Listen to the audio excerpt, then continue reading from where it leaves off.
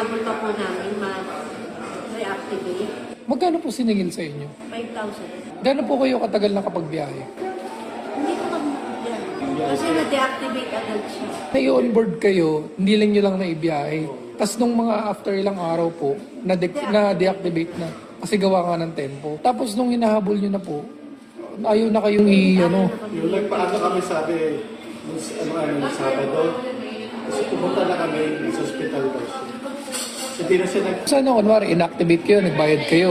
Tapos tumatakbo kayo. Actually, yung ganun nga po, kolorum na yun eh.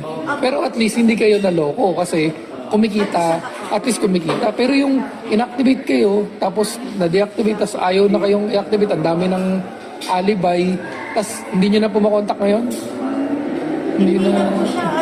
Hindi na. Ang dami ng alibay. Kasi alam niyo po, yung mga ganyan, imbis na dumadaan sa tamang proseso yung mga nag-a-apply, dahil nalalaman nila 5,000, 10,000 na-activate, hindi na dumadaan sa tamang proseso.